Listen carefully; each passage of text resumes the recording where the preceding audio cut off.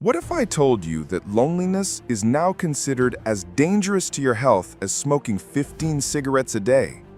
What if the most connected generation in human history is also the loneliest? And what if a 3,000-year-old book has the solution to our modern isolation crisis? King Solomon discovered something about human relationships that explains why successful people are often miserable, why social media makes us more lonely, and why the secret to thriving isn't just individual excellence, it's genuine community. Welcome back to What Really Matters, our journey through the wisdom of Ecclesiastes. I'm Emmanuel, and we're now 4 episodes deep into King Solomon's discoveries about what actually creates a fulfilling life. So far, we've learned that chasing success leaves you empty, that pleasure can't provide lasting satisfaction, and that life has natural seasons we must learn to flow with. Today, we're diving into Ecclesiastes chapter 4, where Solomon tackles one of the most critical factors in human happiness, relationships. This chapter contains one of the most quoted verses in the entire book, 2 are better than 1. But Solomon isn't just giving us a nice saying about friendship, he's revealing a fundamental law of human flourishing that our individualistic culture has completely forgotten. We live in the most connected yet loneliest time in human history. We have more ways to communicate than ever before, yet depression and anxiety rates are skyrocketing. We can reach anyone, anywhere, instantly, yet genuine community seems harder to find than ever. If you're tired of feeling isolated despite being constantly connected, make sure you're subscribed and hit that notification bell, because this episode is going to show you how to build the kind of relationships that actually sustain you through life's challenges. The oppression observation. Solomon begins chapter 4 with a troubling observation. Then I returned and considered all the oppression that is done under the sun. And look, the tears of the oppressed, but they have no comforter. And on the side of their oppressors there was power, but they have no comforter.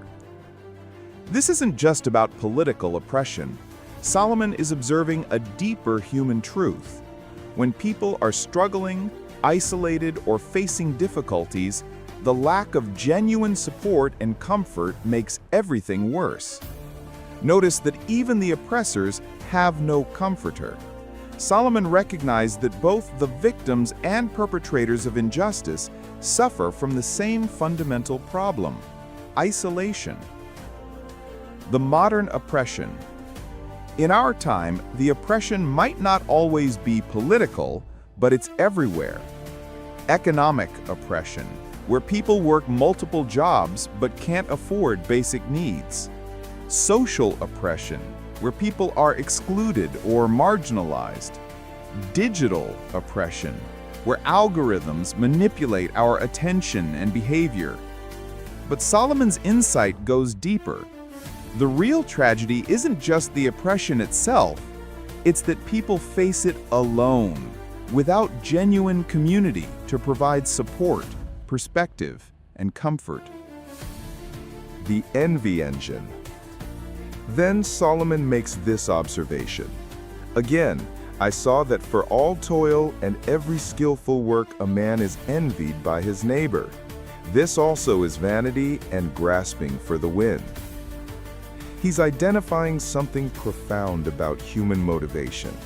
Much of what we call success is actually driven by envy and comparison. We work hard not because the work is meaningful, but because we want what our neighbors have, or we want our neighbors to want what we have. This creates what psychologists now call social comparison theory. The idea that we evaluate ourselves relative to others rather than against absolute standards. The social media envy machine. Social media has turned Solomon's observation into a global phenomenon. Instagram, Facebook, and LinkedIn have become 24/7 envy engines that constantly show us curated versions of other people's lives. We see their vacations, their promotions, their perfect families, their beautiful homes, and we feel inadequate by comparison. This drives us to work harder, spend more, and achieve more, not because these things will make us happy, but because we're trapped in an endless cycle of comparison. Research shows that people who spend more time on social media report higher levels of depression, anxiety, and loneliness. We're more connected to more people than ever before, yet we feel more isolated and inadequate. The loneliness epidemic. Solomon then describes the ultimate tragedy. Better a poor and wise youth than an old and foolish king who will be admonished no more.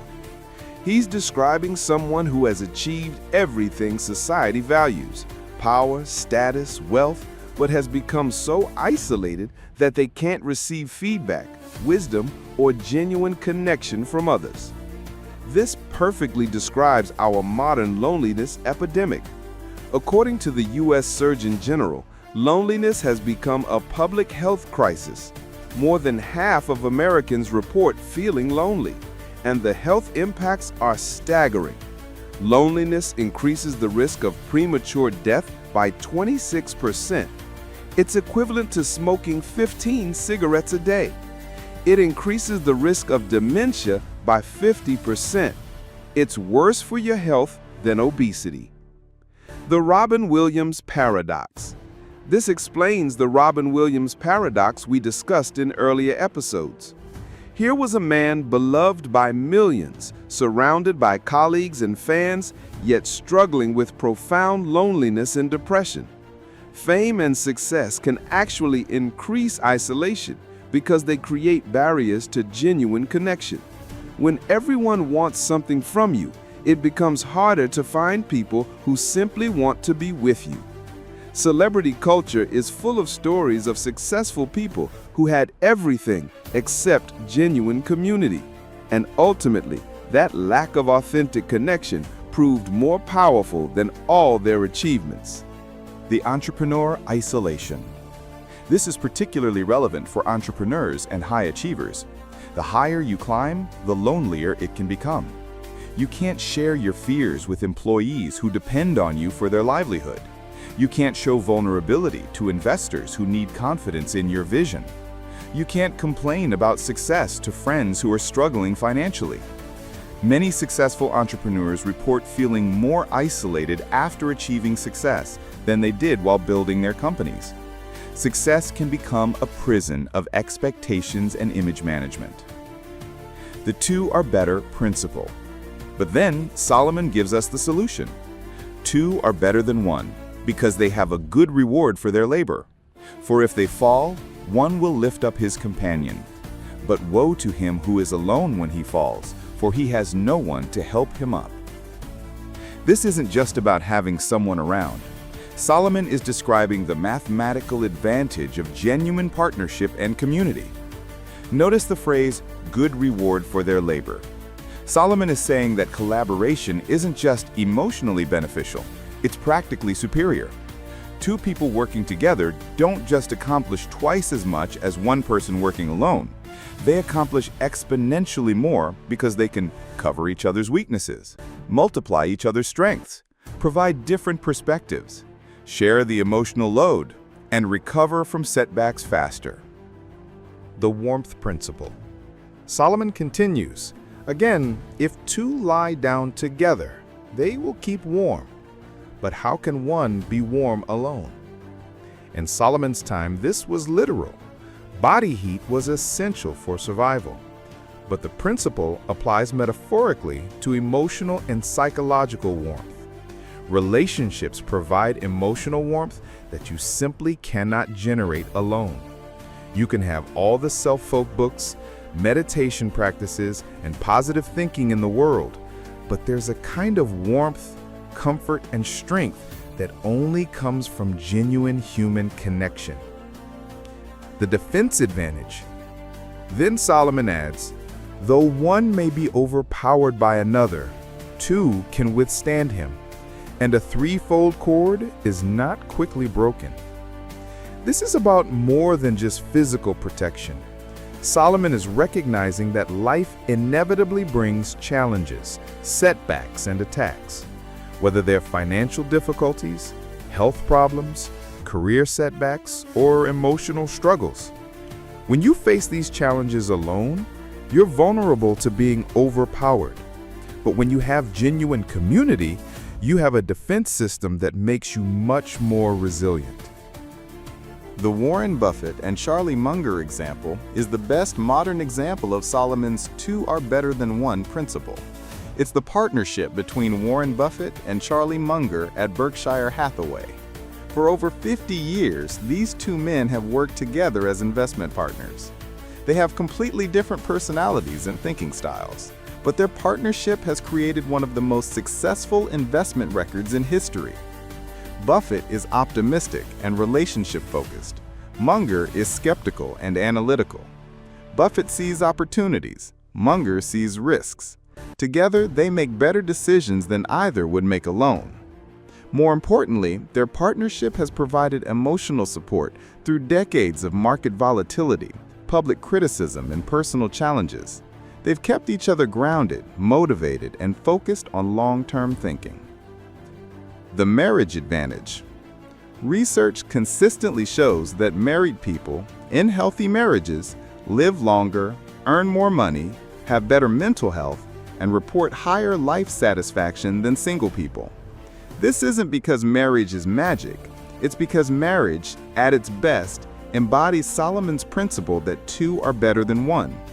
In a healthy marriage, partners share the emotional load of life's challenges, provide different perspectives on problems, motivate each other to grow and improve, create accountability for healthy habits, pool resources for greater financial stability. Of course, this only applies to healthy marriages. Solomon isn't advocating for any relationship. He's advocating for relationships that actually provide mutual support and strength.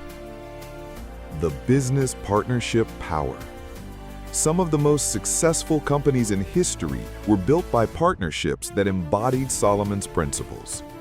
Jobs and Wozniak at Apple, Gates and Allen at Microsoft, Page and Brin at Google, Ben and Jerry at Ben & Jerry's.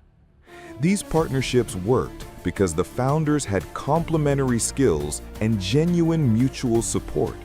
They could handle challenges together that would have overwhelmed either partner individually. The friendship research.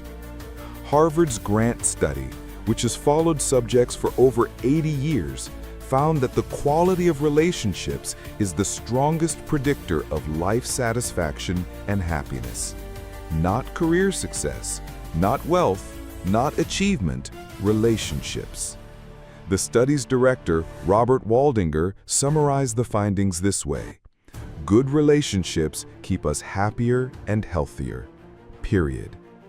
But the key word is good. Solomon isn't advocating for just any relationships. He's talking about relationships that provide mutual support, genuine care, and shared commitment to each other's well-being. The loneliness trap. Here's the cruel irony of loneliness. The lonelier you become, the harder it is to form good relationships. Loneliness creates a negative cycle. Isolation makes you more self-focused. Self-focus makes you less attractive to others. Rejection makes you more defensive and guarded. Being defensive makes genuine connection harder. Lack of connection increases isolation. Solomon recognized this trap. Woe to him who is alone when he falls, for he has no one to help him up. Once you're down and alone, it becomes exponentially harder to recover. The digital connection illusion. Our digital age has created the illusion of connection without the reality of community. We can have hundreds of social media followers, dozens of text conversations, and constant digital interaction, yet still be profoundly lonely. Why? Because digital connection lacks what researchers call social presence, the feeling that you're genuinely known, seen and cared for by another person. You can have 1,000 Facebook friends, but still have no one to call when you're in crisis. You can get hundreds of likes on your photos, but still feel unseen and unknown. The vulnerability requirement. Genuine connection requires vulnerability, and vulnerability requires physical and emotional presence that digital communication can't fully provide. Brené Brown's research shows that vulnerability is the birthplace of creativity, innovation, and change. But vulnerability also requires safety, the confidence that the person you're sharing with will respond with empathy rather than judgment. This kind of safety is hard to build through screens. It requires time, consistency, and the full range of human communication: body language, tone of voice, physical presence, shared experiences. The community versus network distinction. There's a crucial difference between a network and a community. Networks are transactional. Communities are relational. Networks focus on what you can get. Communities focus on what you can give. Networks are about advancement. Communities are about belonging. Networks are competitive. Communities are collaborative. Our culture has become very good at building networks, but terrible at building communities. We connect with people who can help us achieve our goals, but we've lost the art of simply being with people for their own sake. The threefold cord. Solomon's mention of the threefold cord is particularly significant. 2 is better than 1, but 3 creates something even stronger, a support system that can withstand serious challenges. This might be a married couple plus a close friend, or 3 business partners, or a small group of friends who commit to each other's well-being. The number isn't magic. It's about having multiple sources of support so that if one person is struggling, the others can provide stability. The mentorship triangle.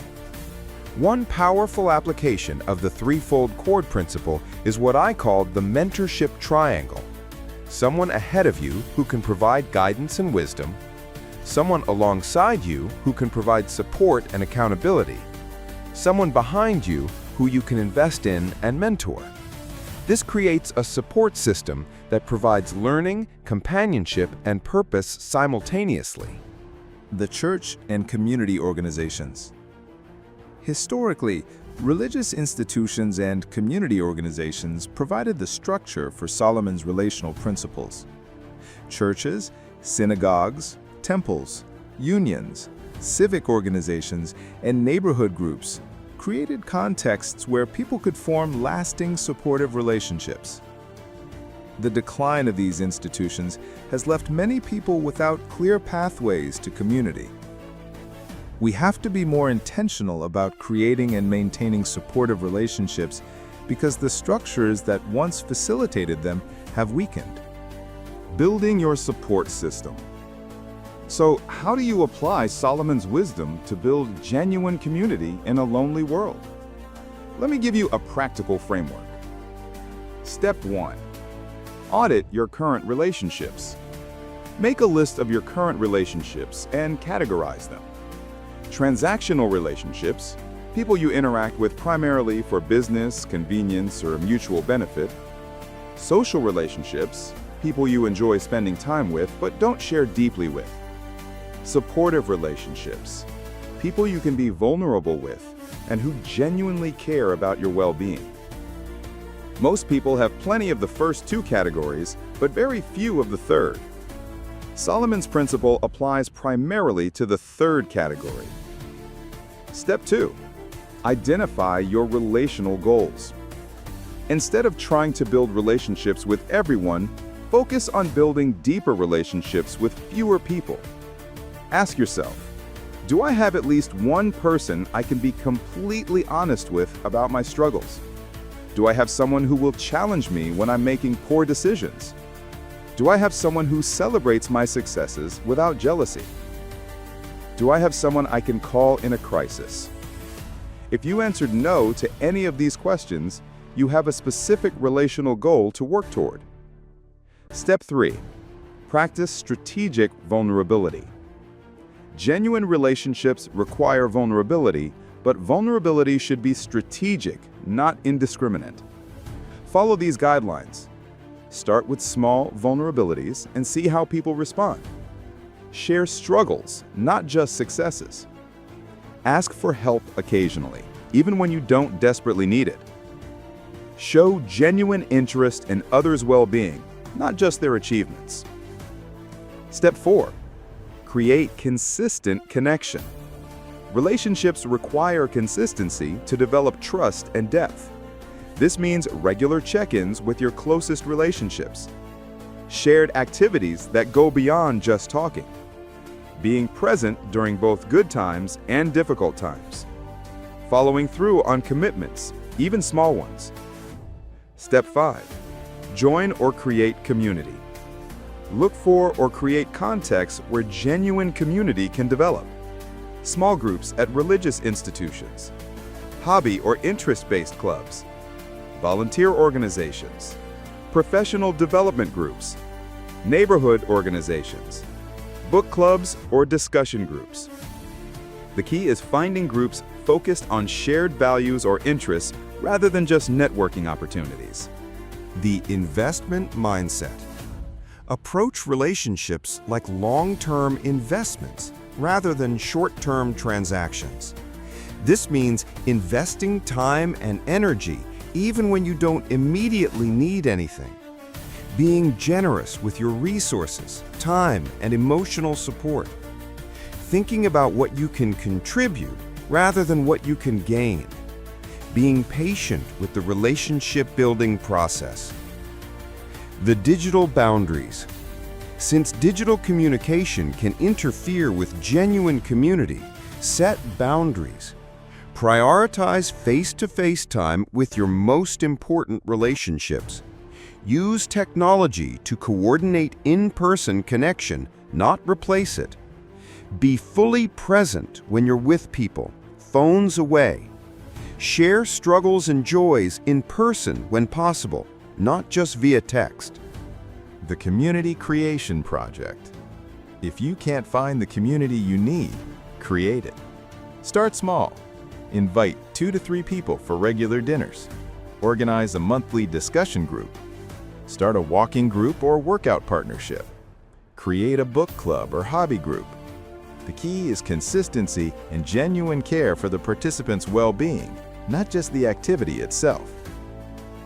The Relationship Revolution. Solomon's message is revolutionary in our individualistic culture.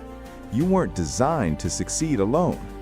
The highest achievers, the happiest people, and the most resilient individuals understand that 2 or better than 1 isn't just a nice idea, it's a fundamental law of human flourishing. This doesn't mean becoming dependent or losing your individual identity. It means recognizing that genuine community makes you more yourself, not less. When you have authentic support, you can take bigger risks, recover from setbacks faster, and achieve more than you ever could alone.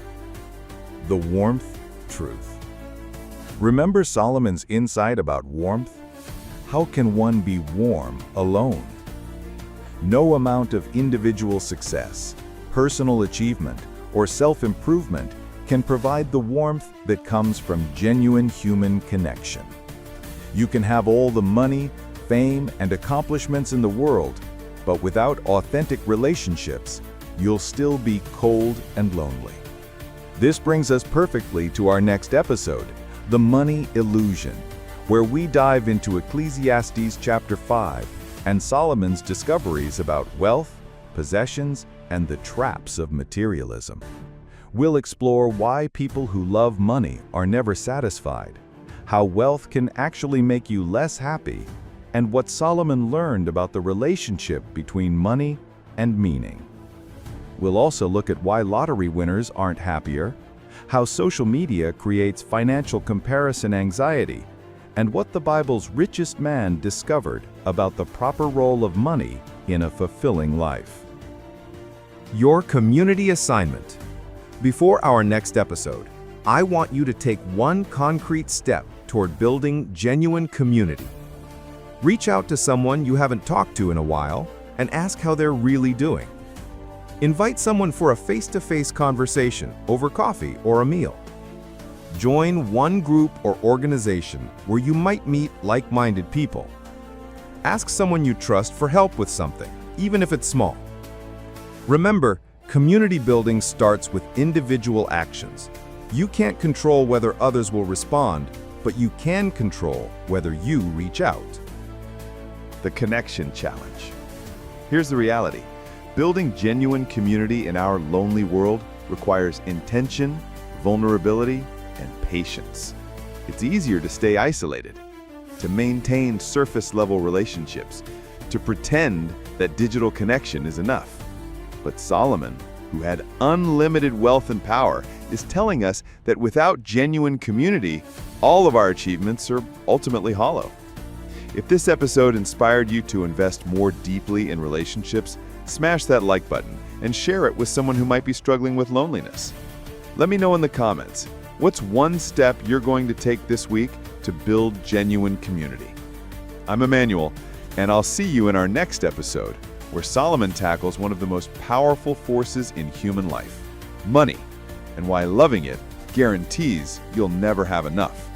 Remember, you were designed for community, not isolation. Two really are better than one.